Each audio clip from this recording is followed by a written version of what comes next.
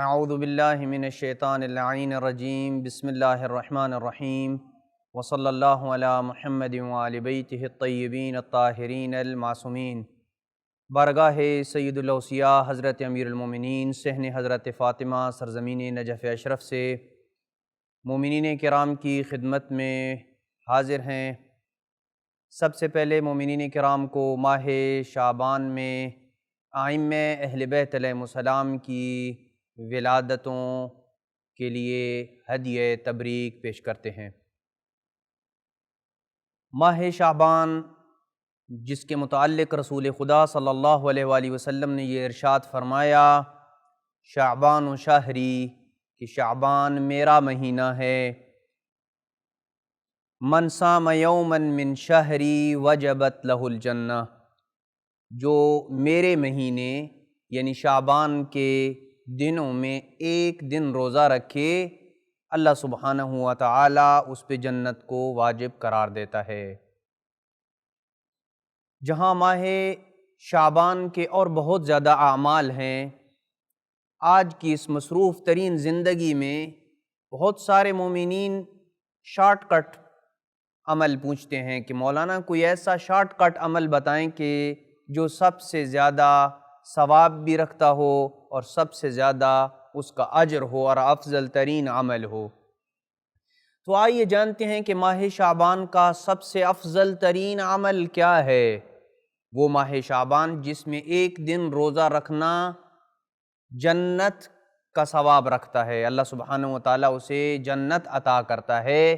ایسے مہینے میں کیا روزہ رکھنا سب سے زیادہ افضل عمل ہے، یا اس کے علاوہ کوئی اور ایسا عمل ہے کہ جو ماہ شعبان کا افضل ترین عمل ہے؟ آئیے یہی سوال صادق آل محمد سے پوچھتے ہیں۔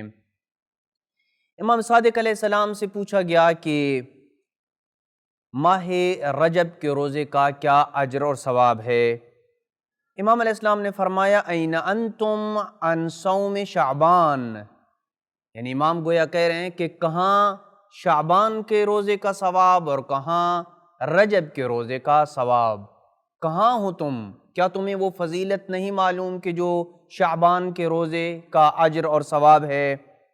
راوی نے کہا، اے فرزند رسول خدا، ما ثواب من صام یوما من شعبان، کہ ماہ شعبان میں جو بندہ ایک روزہ رکھے اس کو کیا ثواب ملے گا؟ فقال الجنہ واللہ، خدا کی قسم اللہ سبحانہ و تعالی ایک روزہ رکھنے کے بدلے میں اسے جنت عطا کرے گا۔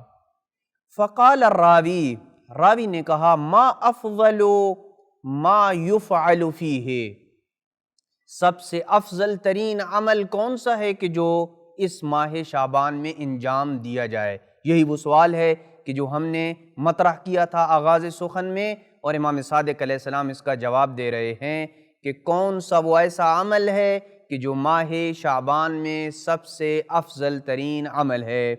امام علیہ السلام نے فرمایا، الصدقۃ والاستغفار، صدقہ دینا اور استغفار کرنا یہ ماہ شعبان کا سب سے افضل ترین عمل ہے۔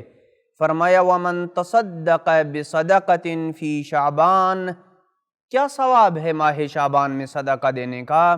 جو بندہ ماہ شعبان میں صدقہ دیتا ہے، رباہ اللہ کما یربی احدکم فصیلہ حتی یوافی یوم القیامہ وقد صار مثل احد۔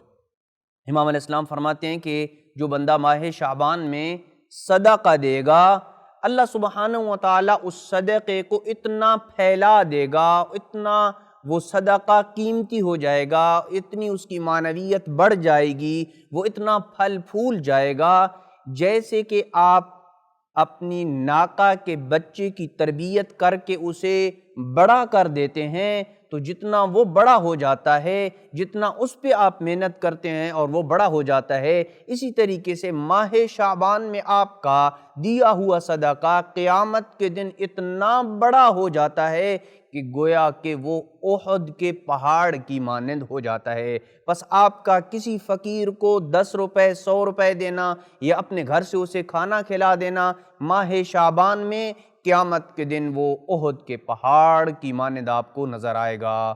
اور استغفار کرنا، اور استغفار فقط زبان کے ذریعے استغفار نہیں ہوتا ہے، بلکہ انسان اپنے کیے کے اوپر ندامت اختیار کرے اور آئندہ کے لیے اللہ کی ذات کے ساتھ پختہ عزم اور ارادہ کر لے کہ وہ آئندہ اس گناہ کی طرف پلٹ کے نہیں آئے گا۔ تو یہ استغفار ماہ شعبان کا افضل ترین عمل قرار پاتا ہے۔ دعا ہے کہ اللہ سبحانہ و تعالی ہمیں ماہ شعبان کے افضل ترین اعمال کو خالصتاً اللہ کی خاطر انجام دینے کی توفیق نصیب فرمائے۔